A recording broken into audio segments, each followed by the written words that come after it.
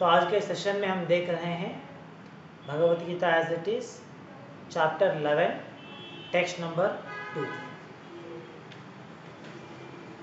तो आज के श्लोक जो है ये अर्जुन भगवान को संबोधित कर रहे हैं। जिसे पिछले श्लोक में हमने देखा था, अर्जुन भगवान को संबोधित करते हुए भगवान से विनती कर रहे हैं, भगवान को अपनी अपील कर रहे हैं।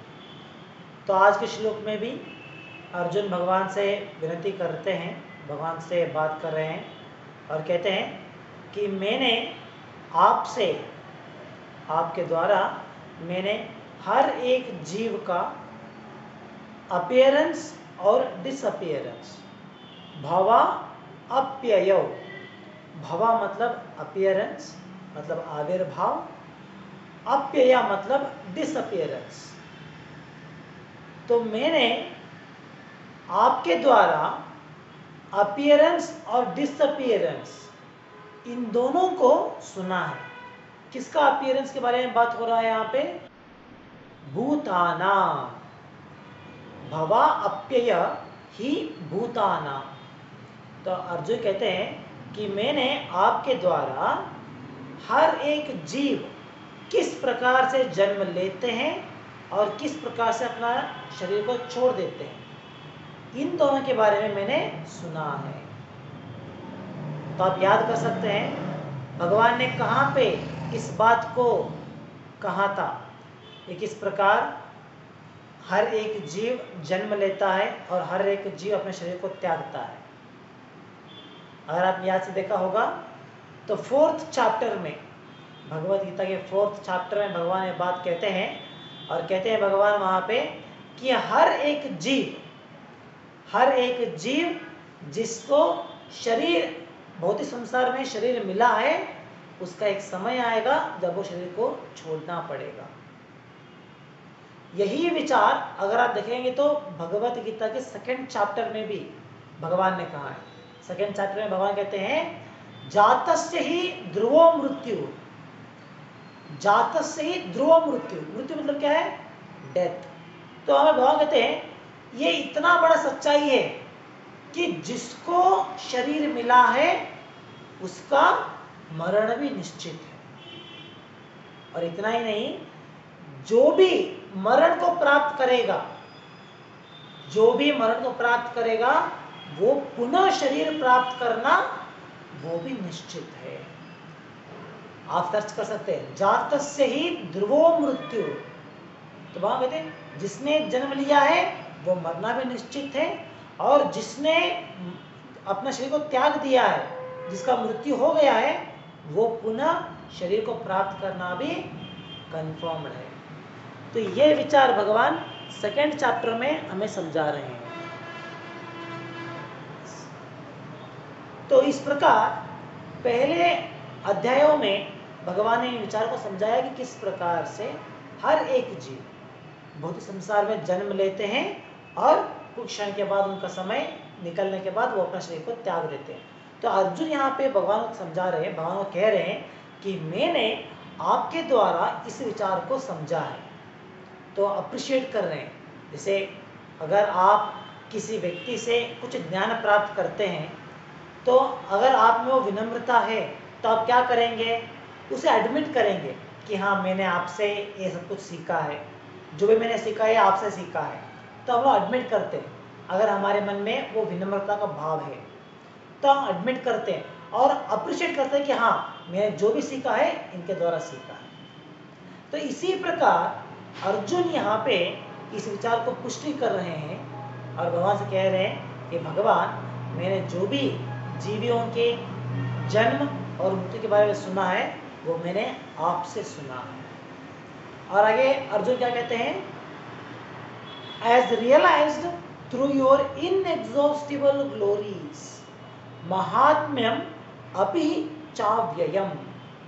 महात्म्यम, तो मैंने इन विचारों को कैसे सुना है? आपकी ग्लोरी के द्वारा, आपकी कृपा से मैंने इस ज्ञान को ग्रहण किया है।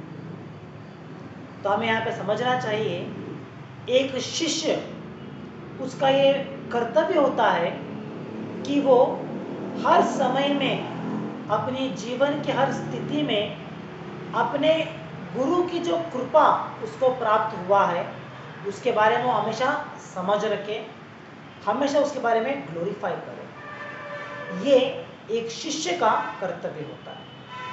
तो जैसे यहाँ पे अर्जुन भगवान कृष्ण को अपने गुरु का स्थान देने के बाद, जब अगर भगवान को अर्जुन ने गुरु का स्थान में स्वीकार किया, उसके बाद में से जब भगवान उसको ज्ञान दे रहे हैं तो उस ज्ञान को स्वीकार करते हुए अर्जुन उसे एक्सेप्ट करते हैं कि जो भी मैंने सीखा है वो आपकी कृपा के द्वारा मैंने सीखा है।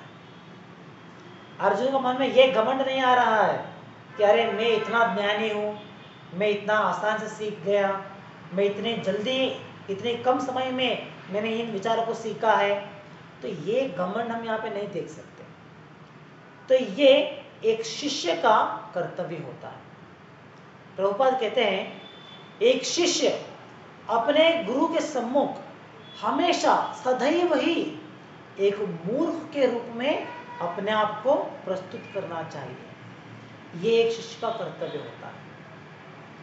हम देखते हैं जैसे बहुत सारे उदाहरण भी हम देख सकते हैं, जैसे चैतन्य महाप्रभु जो स्वयं भगवान कृष्ण है, तो स्वयं भगवान कृष्ण के अवतार है कलयुग में, तो स्वयं भगवान होने के बावजूद उन्होंने गुरु को स्वीकार किया। तो चैतन्य महाप्रभु किसके द्वारा वो शिक्षा लेते हैं? ईश्वरपुरी के द्वारा। तो जब उन्होंने अपने गुरु से शिक्षा प्रदान किया, जब उन्होंने अपने गुरु से पहली बार मिलते हैं तो कहते हैं कि आमी तो मूर्ख देखी। देखिए चैतन्य महाप्रभु कितना हम्बलनेस, कितनी विनम्रता उनमें है। वो कहते हैं कि मेरे गुरु ने मुझे जब देखा तो मेरे गुरु ने कहा कि तुम बड़े मूर्ख हो, इसीलिए तुम्हें वेदांत पढ़ने की जरूरत नहीं है, बल्कि तुम नाम संकीर्तन करो। तो ये स्वयं भगवान चैतन्य महाप्रभु अपने शिष्यों से कहते हैं कि मेरे गुरु ने उन्होंने मुझे मूर्ख के रूप में देखा, तो इसलिए मुझे शास्त्र अध्ययन के बदले मुझे उन्होंने हरिनाम संकीर्तन दे दिया है।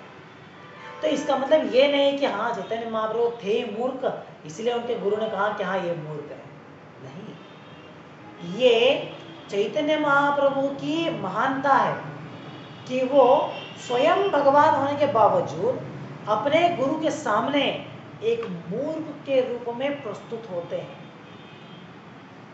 और ऐसा नहीं है कि हाँ जब वो प्रारंभ में गुरु के सामने आते हैं तो अपने आप को मूर्ख के रूप में स्वीकार करते हैं, लेकिन उनसे शिक्षा ग्रहण करने के बाद वो कहेंगे कि हाँ मैंने सब कुछ पढ़ लिया है, समझ लिया है, मैंने परफेक्शन प्राप्त कर लिया है, I have become perfect, now nothing else is there for me to know the truth. तो ये उनके मन में विचार आएगा नहीं। वो विनम्रता प्रारंभ से लेके अंतिम समय तक भी वही विनम्रता उनमें रहेगा, चाहे वो कितना वर्ष भी बीत जाए फिर भी अपने गुरु के सामने एक मूर्ख ही रहेगा। तो ये एक सच्चे शिष्य का लक्षण होता है।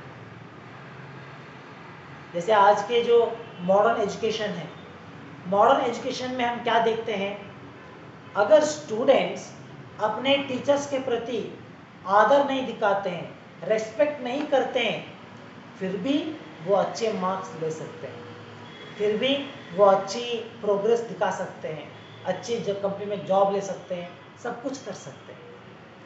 वो अपने गुरु के प्रति कितना रेस्पेक्ट है या नहीं है वो कुछ मायने नहीं रखता है। जब हमें याद है जब हम लोग कॉलेज में थे तो उस समय क्या होता था, कॉलेज जो था वो सिर्फ टाइम पास के लिए, कॉलेज को जाते लेकिन क्यों जाते थे वहाँ पे, सिर्फ टाइम बिताने के लिए। वहाँ पे जाना, फ्रेंड्स मिलेंगे, टाइम स्पेंड करेंगे, उनको चिढ़ाएंगे, इनको चिढ़ाएंगे, टीचर्स को भी नहीं छोड़ते, उनको भी चिढ़ाएंगे, वहाँ पे शरारत करेंगे, ये सब कुछ करते हैं कॉलेज में। क्यों? तो ये हमें ज्ञात है कि वापस जाने के बाद हम ट्यूशन में पढ़ेंगे, ट्यूशन में जाएंगे, वहाँ पे सीरियसली पढ़ेंगे, नहीं तो घर में सेल्फ स्टडी करेंगे और उससे वैसे भी हम लोग उत्तीर्ण हो ही जाएंगे, पास हो ही जाएंगे, अच्छा मार्क्स मिल ही जाएगा। तो यहाँ पे एक अच्छा शिष्य बन के, एक अच्छा स्टूडेंट बन के बैठ के पढ़ने का क्या फायदा है।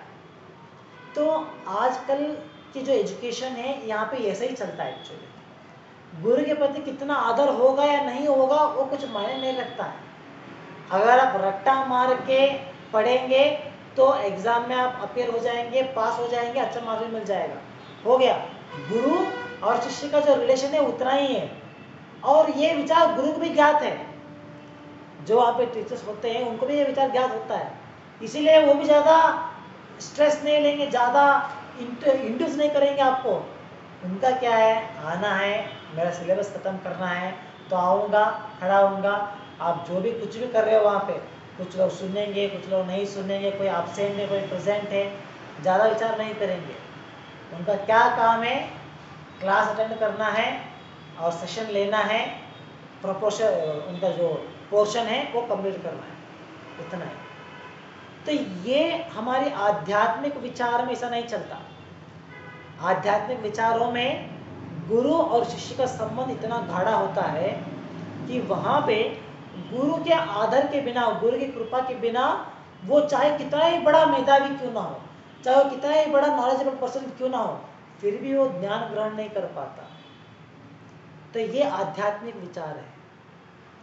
तो इस आध्यात्मिक जीवन में एक शिष्य, चाहे वो कितना साल भी वो शिक्षा ग्रहण करे, उसके बावजूद वो कभी ये नहीं सोचेगा कि मैंने इतना साल हो गया, मैंने इतना साल से शिक्षा ग्रहण किया है, इतना सालों से मैंने पढ़ाई किया है, तो अभी मैं बेस्ट हो गया हूँ, अभी मैं फर्स्ट क्लास टीचर बन गया हूँ या फर्स्ट क्लास योगी बन गया हूँ। ये उसके मन में कभी नहीं आएगा। अगर ये उसके मन में आएगा तो वो घमंड है, वो उसका ज्ञान नहीं है, वो उसका अज्ञान कहलाता है। एक आध्यात्मिक जीवन में एक शिष्य चाहे कितना साल भी क्यों ना उसने बिताया हो, फिर भी अपने गुरु के सामने वो सदैव ही मूर्ख के रूप में प्रस्तुत किया जाएगा। तो ये एक शिष्य का लक्षण होता है। और जितना वो अपने आप को मूर्ख समझेगा गुरु के सामने, उतना ही उसका स्थान उन्नत रहेगा, उतना ही उसकी ग्लोरीज लोगों तक पहुंचेंगे। तो ये एक सीक्रेट है हमारे आध्यात्मिक जीवन में। तो हम देखते हैं बहुत सारे डिवोटीज मंदिर में आने के बाद डिवोशनल सर्विस करते हुए उसमें इतना आगे निकल जाते हैं कि जो बेसिक प्रिंसिपल्स है इनको वो लोग भूल जाते हैं। बड़े बड़े तत्व याद रख लेते हैं, बड़े बड़े फिलॉसफी को याद करते हैं, बड़े बड़े श्लोक उच्चार करते हैं। अगर वो क्लास देने बैठे तो बड़े बड़े श्लोकों का उच्चार करेंगे, लोगों को मोहित कर लेते हैं अपने ज्ञान भंडार के द्वारा। लेकिन इतनी छोटी सी सिंपल चीजें, इसे हम कहते हैं ना बेसिक ऑफ स्पिरिचुअल लाइफ, इस बेसिक को वो लोग भूल जाते हैं। और कुछ सालों के बाद उनके मन में एक घमंड आ जाता है और कहते हैं कि हाँ, अरे मैंने इतना साल मैंने भक्ति किया है, मैं 25 साल भक्त बना हूँ, मैं 15 साल से भक्ति कर रहा हूँ, मैं इतना बार गीता पढ़ा है, मैंने इतने प्रवचन दिए हैं। तो उसका मतलब क्या है, उनके मन में वो अहंकार आ गया है कि मैं इतना वर्षों से मैं करते आया हूँ, तो मैं कुछ अभी महान बन गया हूँ। तो ये उनका ज्ञान नहीं होता, बल्कि ये उनका अज्ञान होता है।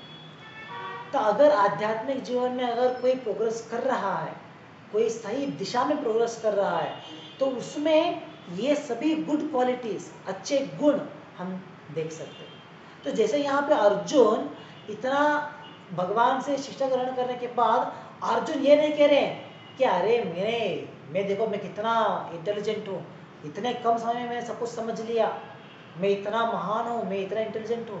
नहीं, अर्जुन की इस प्रकार के वाक्य कहीं नहीं मिलेगा आपको, बल्कि हर समय अर्जुन भगवान को ही ग्लोरीफाई कर रहे हैं कि आपके कृपा के द्वारा मुझे ज्ञान मिला है, आपने मुझे सही मार्ग दिखाया है। तो इस प्रकार वो बार बार भगवान को ही ग्लोरीफाई कर रहे हैं यहाँ पे। और यहाँ पे भगवान कृष्ण अर्जुन को एक गुरु के स्थान में खड़े होते हुए अर्जुन को भगवान समझा रहे हैं जैसे सेकंड चैप्टर में आपने देखा है, सेकंड चैप्टर में अर्जुन ने भगवान से विनती किया था कि अभी तक मैं आपके साथ एक स्नेहित के रूप में, एक फ्रेंड के रूप में मैं आपको डील कर रहा था, या नहीं तो एक रिलेटिव्स के रूप में मैं आपके साथ डील कर रहा था, लेकिन अभी लगता है कि इस प्रकार से अगर मैं प्रयास करूंगा तो मेरे जो डाउट्स हैं, मेरी जो तकलीफ है वो दूर नहीं होगा। तो इसलिए मैं क्या करूंगा, शिष्यस्ते हम साध्विमाम त्वाम प्रपन्नम। तो इसलिए मैं क्या करूंगा, अर्जुन कहते हैं कि आप मुझे अपने शिष्य के रूप में स्वीकार कीजिए और मैं आपको गुरु के रूप में स्वीकार करूंगा। तो आप मुझे शिष्य के रूप में स्वीकार करते हुए मुझे आप ज्ञान दीजिए, मुझे आप समझाइए कि मुझे क्या करना है क्या नहीं करना है, क्या सही है क्या गलत है, ये आपने समझाइए। तो इस प्रकार सेकेंड चैप्टर में अर्जुन ने भगवान को गुरु का स्थान दिया था, एक गुरु के रूप में स्वीकार किया था। तो इसीलिए यहाँ पे जो भी शिक्षा भगवान दे रहे हैं अर्जुन को, एक गुरु के स्थान में खड़े होकर दे रहे हैं। और अर्जुन एक सही, एक सच्चे शिष्य होने के कारण, एक सच्चे शिष्य के लक्षण को प्राप्त करते हुए बार बार भगवान को, मतलब अपने गुरु को ग्लोरीफाई कर रहे हैं कि आपके कृपा के द्वारा हमें ये ज्ञान मिला है। हम देख सकते हैं श्रील प्रभुपाद के जीवन में भी किस प्रकार श्रील प्रभुपाद अपने आप में ही वो इतने बड़े मेधावी थे, अपने आप में ही वो इतने बड़े पंडित थे, लेकिन फिर भी अगर आप पढ़ेंगे प्रभुपाद के लेटर्स, जहाँ प्रभुपाद हर समय अपने गुरु को ग्लोरीफाई करते हैं। हर समय प्रभुपाद कहते हैं कि मैं तो मूर्ख था, ये तो मेरे गुरु की कृपा के कारण ये सब कुछ हो रहा है।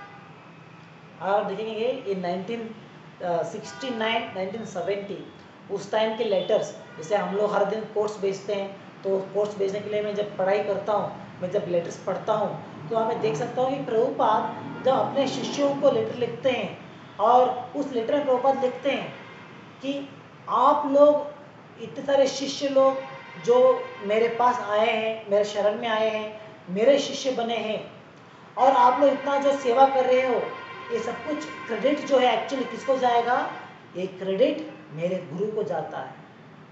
कौन है प्रभुपाद के गुरु?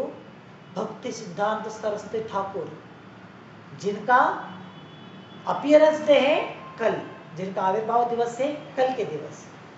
तो प्रभुपाद कहते हैं हर बार लेटर्स में जब भी अपने शिष्य को संबोधित करते हैं, वो कहते हैं कि ये सब कुछ पॉसिबल हो रहा है, इतनी बड़ी प्रमाण में प्रचार हो रहा है, एक बड़ी संस्था का निर्माण हुआ है, इतने सारे शिष्य लोग बने हैं, इतने सारे किताब का वितरण हो रहा है, ये सब कुछ पॉसिबल हो रहा है। कैसे? क्योंकि मेरे गुरु की कृपा के कारण, मेरे गुरु ने आप लोगों को भेजा है ताकि आप लोग मेरी सहायता करें और मैं इस कृष्ण भक्ति को, इस कृष्ण प्रज्ञा आंदोलन को पूरी दुनिया में फैला सकूं। तो ये मेरा क्रेडिट नहीं है, बल्कि ये मेरे गुरु को क्रेडिट है। तो यह आप प्रभुपाद के जीवन में देख सकते हैं। और ये ऐसा नहीं है कि प्रभुपाद ने कभी एक बार कहा है, दो बार कहा है। अगर आप लेटर्स देखेंगे तो बार बार प्रभुपाद इस विचार को पुष्टि करते हैं। जब भी समय मिलता है प्रभुपाद अपने गुरु को ग्लोरीफाई करते हैं। हालांकि प्रभुपाद ने इतने सारे किताब लिखे हैं, अगर आप देखेंगे तो पूरी भागवतम सेट, चैतन्य चरितामृता, अगर सब कुछ मिलाकर टोटल 80 बुक्स प्रभुपाद ने लिखा है। प्रभुपाद के बुक्स जो है वो पूरी दुनिया में मोर देन 60 लैंग्वेजेस में पब्लिश हुए हैं। और सभी जो फिलोसोफर्स होते हैं, जो पब्लिशर्स होते हैं, वो प्रभुपाद किताबों को ग्लोरीफाई करते हैं कि प्रभुपाद के पास इतना ज्ञान बना है, उसे ग्लोरीफाई करते हैं। लेकिन प्रभुपाद क्या करते हैं? प्रभुपाद कहते हैं नथिंग इज माई क्रेडिट, मेरा कुछ भी क्रेडिट नहीं है, जो भी क्रेडिट है सब कुछ मेरे गुरु का है। और साथ ही जो मेरे शिष्य है, जो यहाँ पे सेवा करने के लिए आए हैं, उनका क्रेडिट है, मेरा तो कुछ क्रेडिट नहीं है इसमें। तो ये एक शिष्य का लक्षण होता है। तो यही विचार आज के श्लोक में हम समझ सकते हैं, किस प्रकार अर्जुन भगवान को ग्लोरीफाई कर रहे हैं कि आपके कृपा के कारण मुझे ये ज्ञान प्राप्त हुआ कि किस प्रकार से एक जीव, उसका जन्म होगा, उसका मृत्यु होगा, किस प्रकार से वो अपीयर होगा, किस प्रकार से वो डिसअपीयर होगा। तो ये ज्ञान मुझे आपके द्वारा मिला है। तो इसलिए अर्जुन भगवान को अपनी कृतज्ञता दिखा रहे हैं। और इस श्लोक में अर्जुन भगवान को संबोधित कर रहे हैं, ये कहते हुए कमल पत्राक्ष। कमल पत्राक्ष मतलब क्या है? ओ लोटस आइड वन। तो देखिए भगवान को किस प्रकार से ग्लोरीफाई कर रहे हैं अर्जुन। अर्जुन कहते हैं कि कमल पत्राक्ष। अगर आप देखेंगे हर बार भगवान को अलग अलग नाम से बुलाया जा रहा है। ऐसा नहीं कि अर्जुन हमेशा भगवान को एक ही नाम से बुलाते हैं। हर बार अगर आप देखें तो इतने सारे नामों से बुलाया गया है, और हर एक नाम जो है वो अनोखा होता है। भगवान का हर एक नाम अनोखा होता है। प्रभुपाद कहते हैं भगवान को इतने सारे नाम है कि कोई सोच भी नहीं सकता, कोई गिन नहीं सकता है। He has got unlimited names। और हर एक नाम भगवान को इसलिए दिया गया है कि उसमें कुछ क्वालिटी है, जिस क्वालिटी के कारण भगवान को नाम दिया गया है। ऐसा नहीं है कि व्यक्ति कुछ और है और उसको नाम कुछ और दिया गया है, उसमें कुछ भी तालमेल नहीं है। ऐसा नहीं होता है। ये आजकल के समय में चलता है। जैसे आजकल किसी को भी कुछ भी नाम रख देते हैं। पहले कुछ समय के पहले क्या था, एटलीस्ट ज्योतिष के अनुसार, एस्ट्रोनॉमी के अनुसार जो नाम आता है उसको हर एक व्यक्ति के लिए उस शब्द के अनुसार उसको नाम देते थे। लेकिन आजकल क्या हो गया है, आजकल समय बदल गया है। आजकल ट्रेंड के अनुसार नाम देते हैं। जो नाम बहुत ही ट्रेंडिंग में होते हैं वो नाम आजकल दिया जाता है। और कुछ अनोखा होना चाहिए, समथिंग स्पेशल। इतना अनोखा होता है, कुछ नाम तो इतने अनोखे होते हैं कि उसको आप लोग प्रोनाउंस भी नहीं कर सकते, उसका मतलब क्या वो भी नहीं मालूम होता है। इतने अनोखे अनोखे नाम ढूंढ के लेके आते हैं। तो उस जीव को, मतलब उस बच्चे को और उस नाम को संबंध ही नहीं होता है, फिर भी रख देते हैं। लेकिन भगवान के विचार में ऐसा नहीं होता है।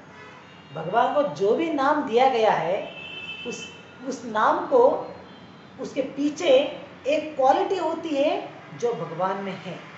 उस क्वालिटी के कारण भगवान को नाम दिया जाता है।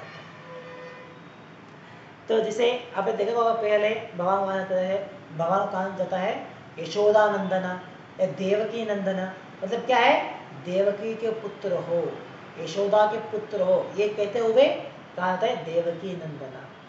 या तो भगवान कहते हैं गोविंदा। क्यों कहते हैं भगवान को गोविंदा? गो मतलब क्या है, दो अर्थ होते हैं, एक है इंद्रिय और दूसरे है गाय। गोविंदा मतलब जो इन दोनों के स्वामी है उसका नाम है गोविंदा, चाहे वो हमारा इंद्रिय हो या गाय हो। तो इस प्रकार इसीलिए भगवान को नाम दिया जाता है गोविंदा।